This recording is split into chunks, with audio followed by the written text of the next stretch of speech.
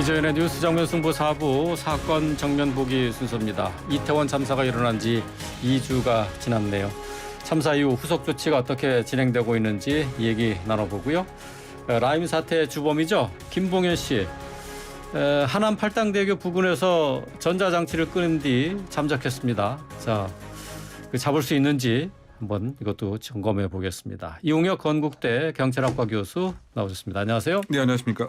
이태원 참사와 관련된 이슈 먼저 살펴보죠. 인터넷 매체 시민언론 민들레라는 곳이 있는데 여기에서 유가족의 동의 없이 희생자 155명의 명단을 공개를 했습니다. 자, 한동훈 법무부 장관 여기에 대해서 유족과 피해자 의사에 반하는 무단 공개는 법적으로 큰 문제가 있다라고 말했습니다. 자, 이 희생자에 대한 명단 공개 그 전부터 유가족의 동의 없이 공개할 경우 문제가 있다라는 지적은 여러 번 있었는데 공개를 강행했습니다. 이거 형사처벌 가능한 겁니까? 일단 그 법적으로 문제가 될 여지는 상당 부분 있다고 생각이 됩니다. 다만 이제 그 개인정보보호법에 의하면 그 망자가 과연 이제 정보의 주체가 될 수 있느냐 이 부분에 네. 있어서 다소 이제 논란이 될 여지가 좀 있을 것 같은데 그럼에도 불구하고 유법적인 요소는 이제 분명히 있는 것이죠. 따라서 적어도 그 민사상 그 불법 행위에 의한 책임을 물을 가능성이 상당 부분 있지 않을까 생각합니다. 민사상이요. 네, 왜냐하면 그 개인정보보호법은 조금 더 법리적 이제 검토가 좀 필요한 그 사항으로 생각이 되는데요. 어쨌든 지금 일부 그 희생자는 동의를 했습니다만, 지금 상당수는 사실상 유족의 의사 자체가 이제 전혀 고려가 이제 되지 않았고, 더군다나 일부 유족은 이런 것 자체를 오히려 그 주변에 지인들에게 알리는 것에 대한 상당한 알려지는 것에 대한 네. 부담이 있었기 때문에 그리고 설령 만약에 그 개인정보보호법에 의해서 유가족의 어떤 정보까지 직간접적으로 밝혀지는 이런 형태가 됐기 때문에 네. 법리적으로 형법적인 상황에서 혹시 그 민들레라고 하는 이 주최 측이 알린 주최 측이 소위 그 언론 기관임을 만약에 자부를 하면서 스스로 이것은 표현의 자유다. 또 그 보도의 가치가 있다. 이렇게 그 얘기할 상황도 아니기 때문에 요약을 하게 되면 그 법적인 일정한 책임을 물을 소지가 크지 않을까 이렇게 예상을 해봅니다. 형사적인 문제가 반드시 그 책임을 물을 수 있는 그 부분도 있을 것이다. 네네. 근데 좀 논란이 있는 모양이죠. 그래도 그러니까 그 개인정보 그 보호법의 그 주체가 이제 소위 그 망자도 이 정보의 주체로 삼을 수 있겠느냐. 이미 그 이제 개인정보보호법은 사실상 망자까지 포섭을 과연 하는 것으로 볼 수가 이제 있는지. 다만 이제 그것과 관련해서 일정한 표현 자체를 명예훼손이라든가 또는 모욕적인 행위를 표현 등을 함께 그런 것에 포함했다고 한다면 뭐 사자에 의한 명예훼손은 이제 분명한 구성 요건이 되는데 단순히 이 명단만을 이렇게 알린 것에 그 망자가 개인정보보호법에 관한 주체가 될 수 있는가는 좀 그 법리적인 검토도 뭐 필요한 그 부분입니다만 적어도 이것은 동의는 없었기 때문에 유족의 이 민사상 불법 행위는 이제 불명하다고 일단 지금 입장에서는 생각이 됩니다. 형사적인 처벌 문제는 그 책임 소재 부분에 있어서 좀 논란이 있을 수 있다라는 부분을 짚어주셨습니다. 자, 이상민 행안부 장관 언론과의 인터뷰에서 오늘입니다. 경찰이 독자적인 조직이라 아무도 간섭을 못하는 게 문제다라고 얘기를 하면서 경찰이 나에게 일체 보고하는 것이 없다라고 말을 했습니다. 행안부에 지금 경찰국을 신설했습니다마는 이상민 장관에게 보고를 하지 않고 있다? 어떻게 봐야 되나요? 그러니까 이 행안부의 그 경찰국이 과연 이 헌법에 근거한 것이냐 또는 법률에 근거하시냐 이것에 대해 논란이 상당 부분 이제 많지 않았습니까? 심지어 여름에는 이번 헌법에 근거하지도 않고 법률에 근거하지 않은 단순한 시행령으로 새로운 정부 조직을 만들었기 때문에 행정조직 법정주의에 그 반하는 것이다. 뭐 이러한 논란도 계속 있었던 사항인데 그것에 사실은 영향을 받지 않고 공식적으로 이 경찰국이 출범이 되었죠. 그리고 경찰국 출범과 그 동시에 행안부령에 근거해서 이 소속 청장 지휘 규칙에 관한 것도 만들긴 했습니다. 이제 그러다 보니까 거기에 그 내용을 보게 되면 일정한 사항에 대해서 지휘 보고를 할 수 있도록 되어 있고 행안부 장관이 요청하는 사항에 대해서 그 감독과 보고를 할 수 있도록 추상적 표현을 그 해놨습니다만 네. 지금 그 행안부 장관이 그 이야기하는 것은 치안 관련 사무는 이 정부조직법이나 이런 것에 근거해서 관할 업무가 아닐 수가 있기 때문에 근데 원래는 그것도 관할 업무다, 관정 업무다라고 주장을 했습니다만 지금 현재적으로 보게 되면 치안 경찰에 관한 소위 그 직접적인 지휘 보고가 형성된 것은 아니기 때문에 네. 반쪽짜리 지금 상태다. 이러한 지금 방어를 이제 하고 있다고 보이는데요. 그러니까 방어다. 그럼 책임을 면하기 위한 발언이다 이렇게. 그렇죠. 왜냐하면 보시나요? 지금 그 여러 가지 그 업무상 그 과실치사상의 혐의가 있겠느냐에 관해서 특수본이 수사를 소위 경찰 내부에서만 당일날 10월 29일 그 현장에서 대응에만 지금 국한을 하고 있는데 용산경찰서와 서울경찰청 또는 경찰청장에 이르기까지. 그런데 그렇다 본다면 이 지휘감독의 최종 책임자인 행안부 장관은 경찰의 당일 이 행적에 관해서는 지휘감독의 책임은 있는 것은 아니겠느냐. 뭐 이러한 우리가 논증을 볼 수가 있겠죠. 그래서 그것과 관련돼서 또는 적어도 그 국무위원회 업무 사항의 소방뿐만이 아니고 경찰국까지 그렇게 만든 그러한 동기와 의지로 봐서는 당연히 책임을 져야 되는 최종 국무위원회 입장이 아니겠느냐라고 하는 것이 아마 지금 언론의 또 시각이고 그런 취지에서 아마 지금 인터뷰가 뭐 이뤄진 것이 아닌가라고 하는데. 뭐 이상민 장관의 얘기가 만약에 사실이라면은 이 경찰은 그럼 누구한테 보고하고 지휘 통제를 받는 건지 알 수가 없네요. 그러니까 결국 이제 그 당시에 그 논의됐던 게 그 지휘 그 보고 관계가 이제 국가 경찰위원회로 심의 사항이 이렇게 경찰법에 나와 있었기 때문에 그러다 본다면 지금 또 여러 가지 좀 혼란스러운 점이 이 사무 그 자체는 사실상 국가경찰 사무라고 보기보다는 오히려 자치경찰 사무의 경향이 크기 때문에 왜냐하면 그 혼잡 경비 그리고 그 안전관리 이것은 이 경찰법에 자치경찰 사무로 그 분류가 되어 있습니다. 네. 그러면 만약에 그 같이 경찰서 안에 있어도 이 경비 업무는 자치경찰 업무다 이거죠. 근데 혼잡 경비 그게 아주 명시가 되어 있습니다. 교통관리, 그다음 재난관리. 그러면 이거 그 개선을 위로 그 올라가게 되면 사실상 시도경찰위원회가 감독 책임이 있고요. 시도경찰위원회는 서울시장 산하에 이렇게 되어 있는 거죠. 그러니까 이 얘기를 요약하게 되면 자치경찰 사무를 국가경찰이 한 지금 그런 엇박자의 그 상태가 되어 있는 겁니다. 네. 그래서 이것에 대한 이제 그 책임을 엄격하게 묻는 것도 경찰청장에게 과연 물을 수 있겠니. 다만 예를 들면 그 보고책이라든가 이 소위 말해서 기동대에 관한 것은 국가 사무이기 때문에 이 부분에 대한 보고와 지휘와 즉각적인 반응이 없었다라고 하는 것에 경찰청장의 법률적인 또 책임이 있는 것인데요. 다소 이제 이런 것들이 지금 좀 혼돈되어 있는 뭐 그런 상태가 아닌가 보입니다. 우리가 뭐 보통 경찰 보면 뭐 국가경찰인지 자치경찰인지 구분을 할 수는 없는 상황이고 결국 이상민 장관의 얘기가 어느 면에서는 좀 맞다라고 얘기할 수도 있을 것 같네요. 너무 복잡하네요.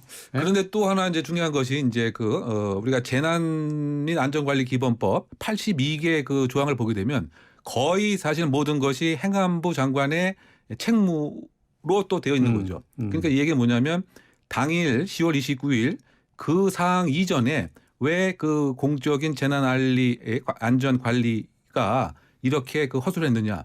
과연 그 행안부 장관이 해야 될 것을 다 했느냐. 이것과 관련된 수사는 지금 전혀 진행이 되어 있지 않다. 바꿔 얘기하면 이것은 그 지방자치단체장 그리고 재난관리를 총괄하는 행안부 장관의 책임인데 과연 이것을 제대로 했느냐에 관한 수사는 이루어지고 있지 않다. 즉 바꿔 얘기하면 서울시에 대한 압수수색이라든가 행안부에 대한 압수수색은 전혀 없었다. 뭐 이런 면에서 또 다른 결국은 고위직이 책임지는 그런 인물은 이제 아무것도 없는 것이 아닌 것이냐. 또 이렇게 또 지금 그 현장에 있는 경찰관들은 여러 가지 불만을 토로하고 있는 것이죠. 예. 말씀과 관련해서 소방공무원 노조가 이상민 행안부 장관을 고발했어요. 재난안전관리 총괄 업무를 제대로 하지 않았다 하는 혐의를 거른 건데, 자, 윗선에 대한 수사를 촉구한 것이다라고 봐야 되겠죠? 그렇죠. 이 혐의 자체가 이제 그 직무 유기 해야 될 것을 제대로 하지 않고 또 업무상 과실치사상, 바꿔 얘기하면 이 안전 재난 관리에 대한 평상시의 체계를 게을리한 그런 과실 책임이 네. 결국은 그 158명의 사망으로 연계가 된 것이다라고 하는 업무상 이제 과실치사상의 혐의로 소방노조가 특수본에 고발을 했습니다. 네. 지금 그 특수본의 그 입장에서는 이 관계 그 법에 의하면 이 고위공직자니까 이와 같이 고발이 이루어졌다고 하는 사실을 공수처에 통보하도록 되어 있습니다. 그래서 만약에 공수처가 이 고발 사건을 수사를 하겠다. 그러면 경찰이 공수처에 이첩하도록 이렇게 되어 있고요. 예. 지금 어쨌든 이 사항도 고발이 됐기 때문에 행안부 장관에 대한 피고발인 조사는 불가피하지 않나 이런 생각을 해봅니다. 예.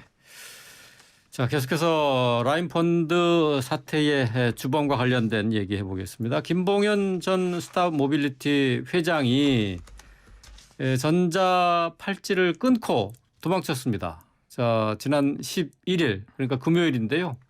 어떤 내용인지 먼저 간단히 소개해 주시죠. 일단 그 라임 펀드 그 사태의 그 핵심 몸통으로 지목받는 이제 그런 그 사람입니다. 그 2019년도에 어쨌든 1조 6천억의 그런 피해가 났고요. 그 피해자도 뭐 4천 명까지 이제 이르렀는데요. 지금 이 재판이 지금 계속 그 진행되는 과정에 있었고, 1심 최종 공판 1시간 반을 앞두고 그 팔당 하남 그 부근에서 지금 보석으로 지금 불구속 재판 중이었단 말이죠. 그러면 이제 이 보석의 조건이 몇 가지가 있었습니다. 그 3억이 그 보증금을 조건으로 했고요. 그다음에 전자 발찌가 아니고 전자 팔찌를 부착을 하는 조건, 그다음에 출석에 꼭 응하는 조건. 그런데 지금 어떻게 본다면 중형을 예상을 했던 것이 아닌가. 어떻게 보면 법정 구속의 가능성에 대한 압박감이 있었던 것이 아닌가 생각이 드는데 그래서 결국은 이 조카의 조력을 그 받아서 1시간 반 직전에 결국은 사라졌고요. 그래서 그 시점에서 그 검찰 그 관계자가 너무 급하다 보니까 소위 그 112 그 신고로 소위 말해서 특정인이 실종되었다. 그래서 그 하남서 강력반 형사들이 긴급 수색을 그 당일 저녁 7시까지 했습니다만 현재 그 오리무중인 상태이고요. 지금 그 밀항의 가능성이 있느냐 아니면 밀항을 계획했지만 아직까지 국내에 현재 머무르고 있느냐 뭐 이런 것에 있어서 지금 추적 수사가 진행 중에 있고요. 따라서 그 해경과 심지어 그 해군까지 이 그 경비정을 지금 주요 항구 포구에 배치해서 특정 수상한 선박에 대한 확인 작업 또는 이제 그 경계 작업 등을 하고 있는 것으로 알려졌습니다. 예. 이 법원이 이 김 전 회장이 보석 상태에서 도망치기 전에 두 건의 구속영장, 또 통신영장 이게 검찰에서 청구가 됐는데 이걸 다 기각을 했다고요? 네, 그 부분이 상당히 조금 의심스럽고 의아한 대목인데요. 그 세 번의 영장에 대한 청구가 있었습니다. 그러니까 지금 이 라임 그 횡령 사건 또 사기 사건, 배임 사건과 별개의 다른 건으로 약 그 90억 원을 결국은 자신이 이게 편취하고 횡령하는 그런 건으로 올 이 9월 14일이죠. 네. 구속영장을 청구했습니다만 역시 기각이 되었습니다. 왜냐하면 이미 지급 사건보다 이 내용 자체가 뭐 심각하지 않고 또 그다음에 보석의 기본 취지가 잘 유지가 돼야 된다. 뭐 이런 취지였던 것 같고요. 또 다른 건으로 또 10월 중순경에 영장 청구가 됐지만 기각이 되었고 또 심지어 이 검찰에서는 밀항의 가능성이 있다라고 하는 여러 가지 그 참고인에 대한 진술을 확보했습니다. 그 과거에 함께 구금 생활을 했던 동료 제수로부터 이게 중국에 밀항을 하겠다라고 하는 그런 얘기가 있다. 또 심지어 이 본인이 갖고 있었던 대포폰에 상당히 그 밀항에 관한 대화 나눈 것 같아서 예. 이것을 한번 들여다보겠다고 통신영장까지 사실 또 신청했는데 예. 이 역시 또 기각이 됐고요. 심지어 여러 가지 지금 보석의 취소의 그런 사유가 많이 보이기 때문에 보석 취소를 해달라고 청구를 했습니다만 그것이 10월 말이었는데요. 보석 청구에 대한 신문을 하다가 이것이 계속 지연이 되었고 예. 그래서 결국은 이렇게 도주하고 나서야 결국은 1시간 반 지나고 나서 보석을 취소 결정을 했는데요. 그러다 보니까 의심스러운 그 사항이 예. 지금 그 해당 변호사와 이와 같이 구속영장을 계속 기각했던 담당 그 판사가 이른바 그 고등학교 그 선후배 그 관계이고 그 2012년도에 그 중앙지법에서 함께 또 근무한 경력도 있다. 예. 그래서 뭐가 봐주기가 아니겠느냐, 정관예우가 아니겠느냐. 더군다나 지금 이 도주자가 지금 그러니까 현재 야권이죠. 야권의 그 유력 정치인들에게 정관계 그 로비를 했던 또 그런 인물로 알려져 있기 때문에 혹시 뭐 그런 것과 정치적 뒷배에 관한 것까지 혹시 판사가 생각한 것은 아니냐. 만약에 그렇다고 한다면 이 사안 자체도 오히려 판사의 이런 결정 자체가 수사의 대상이 될 수도 있다라고 하는 시각이 나올 정도로 상당히 그 납득할 수 없는 그런 그 기각 결정이었죠. 그러니까 이 뭐 보석으로 풀려난 상태이긴 하지만은 중형 선고가 사실 예상이 되는 피의자 아니겠습니까? 그렇다면은 당연히 뭐 이런 검찰의 요구에 대해서 영장 청구에 대해서 심각하게 봐줬어야 될 것 같은데 이게 판사와 변호인 사이, 이 김봉현의 변호인과 판사가 이 선후배 사이라는 게 이건 좀 수사를 해봐야 될 것 같아요. 그렇죠. 근데 뭐 일반적인 뭐 정관 예우의 그런 것을 넘어서서 제가 이렇게 봤을 때는 한 번의 기각이 아니고 어떻게 보면 3번, 4번의 그 기각이고 또 구체적으로 밀항의 가능성이 있다라고 하는 그런 나름대로의 그 소명 자료를 제시했음에도 불구하고 왜 이렇게 이걸 받아들여지지 않았을까? 이건 물론 이제 정관 예우라고 하는 것이 여러 가지 비판을 받아야 할 점은 분명한데 그것을 넘어서는 어떤 다른 혹시 뭐 연결고리와 어쨌든 뭐 관심과 뭐 고의성이 있었던 것은 아닌지 뭐 그런 부분에서 상당히 아주 그 이상한 사건으로 생각됩니다. 예. 자, 뭐 김봉현이 이 사람이 지금 도주하는 데는 이 도와준 사람이 있습니다. 지금 뭐 조카가 저 도주를 도왔다고요?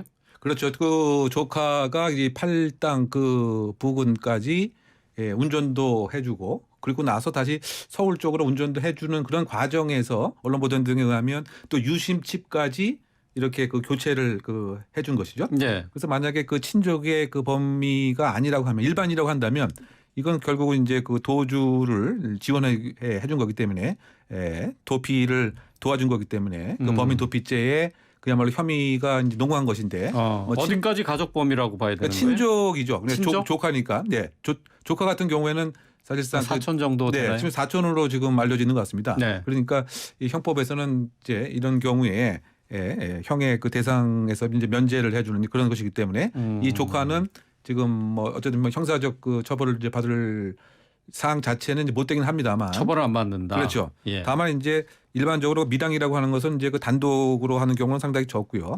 이른바 그 금전 그리고 주변에서 그 도와주는 이런 원조 그 세력이 있어야 되죠. 그런데 지금 이 김봉현 이분 같은 경우에는 과거에 2019년도에도 그 부산 쪽으로 밀항을 하려고 하는 시도도 했었고 심지어 그 5개월이나 또 도주를 했었습니다. 그래서 그때 그 도주 그 자금도 그 여행용 그 가방에 그 60억 원을 그 5만 원짜리로 이렇게 새 가방으로 끌고 다녀다가 너무 무거워서 60억. 허리가 이렇게 다치는 경우가 있었다가 본인이 얘기할 정도로 몇 킬로나 나갔죠? 대략 그게? 한 120kg 정도 이상이 120kg, 됩니다. 120kg. 현금 60억이 120kg 나간다. 그렇죠. 그뿐만이 아니고 그 함께 이와 같은 일을 했던 그 자신의 그 지인을 그 마카오에서 아마 제가 기억은 캄보디아인데 그 당시 공항에서 중국 회사의 비행기를 전세를 내서 그야말로 또 도피시키는 이런 일도 실제로 했습니다. 이 얘기는 제가 무슨 얘기를 하려고 하면 나름대로 그 밀항에 관한 그 루트라든가 좀 밀항 브로커에 대한 그 연결고리를 아마 분명히 그 갖고 있었을 가능성이 크다. 이렇게 생각됩니다. 예. 자, 나흘째 행방이 묘연합니다. 김봉현. 자, 이 사람 잡을 수 있을지. 지금 해안 검문 검색을 강화하고 있다고는 하지만은 잡을 수 있을지 잘 모르겠습니다. 자, 이용혁 건국대 경찰학과 교수와 얘기 나눠봤습니다. 오늘 말씀 잘 들었습니다. 고맙습니다. 네, 감사합니다.